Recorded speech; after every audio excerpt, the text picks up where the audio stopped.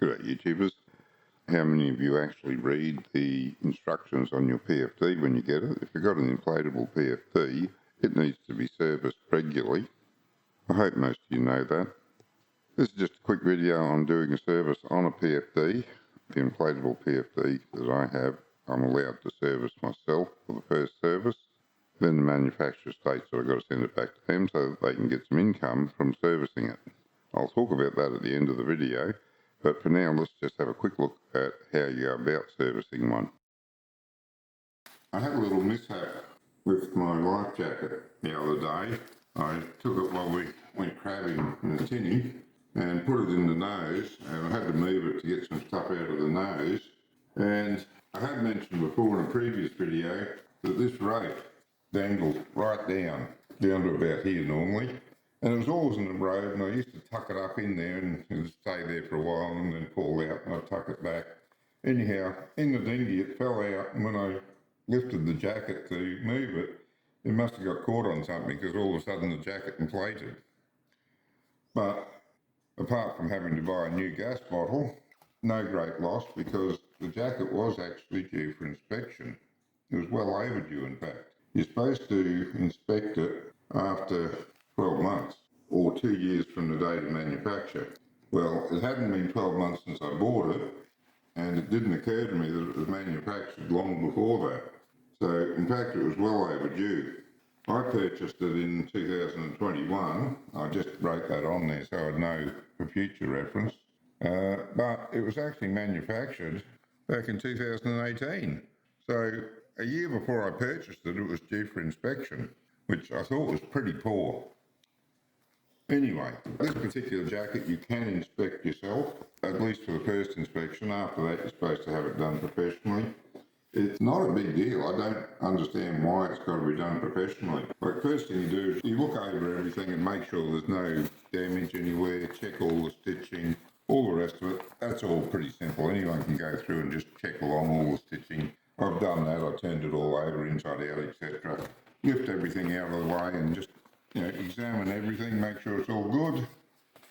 That's simple. Then you go along and you make sure all these reflectors are all stuck down, they're not peeling off. And if they are, pull them off and replace them. You can buy a replacement. Again, no problem. Then, this is the mouth tube for inflating it. So you inflate the jacket and put as much pressure in as you can with your mouth, and then leave it sit for 12 hours. And make sure that the pressure hasn't gone down, the jacket's still fully inflated. Once you've done that, that little tab on the top of the cap, just turn your cap over and push that in, and that'll let you deflate the jacket. And then pop the cap back on the mouthpiece.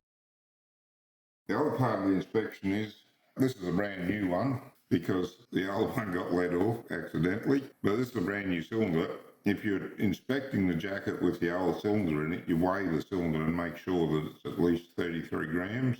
If it's less than that, it means some of the gas has got out somehow and it needs to be replaced. It fits down in this unit here, screws in the top in there. I gather that some units have got a clip over here, which makes it a little bit harder to accidentally pull that. But this particular life jacket doesn't have any clip. As far as I can tell, it never did have, because in their parts list there is no clip to fit on that. I am not sure what's going on there, because I think it's fairly obvious that it's meant to have a clip. Can't buy one under the brand name of the life jacket, so there wasn't one on it. We did have a good look around, so I don't know what's going on there, other than the fact that for some reason this jacket doesn't have that clip. I think it'd be a good idea if it did, because it would make that just slightly harder to pull.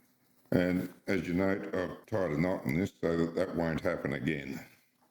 So when you finish doing all your inspection, screw that bottle in there. Not too tight, just needs to be finger tight. You don't want it loose, it just needs to be in there finger tight, and that's it, done. All that remains to do after that is to fold the life jacket up again, and you can see that there's creases in there where you can follow the existing creases just to fold it all back up inside the outer casing. Once you've done that, you bring that over, and in this particular jacket we've got a Velcro rather than a zipper, and just stick your Velcro on again to keep it in place. And that's all there is to it. So the inspection is, as I said, very simple. I don't see why you have to have it done professionally. I'm not sure about Queensland laws, but on the internet I saw a blog where a fellow in Victoria had just gone along and done a one-night course that gave him a certificate that said it was okay for him to do inspections on life jackets. So if the laws are the same in Queensland and the course isn't all that dear, it's probably worth just going along and doing it and getting a certificate to say you can inspect them, because, as I said, it's not a big deal. I've had a look on the Maritime Safety Board's website regarding PFDs, and particularly about inflatable PFDs, and yes, the law does require them to be serviced regularly, and yes, the law does say that they must be serviced in accordance with the manufacturer's recommendations. I guess that means if the manufacturer recommends that they're returned for servicing, you should do that.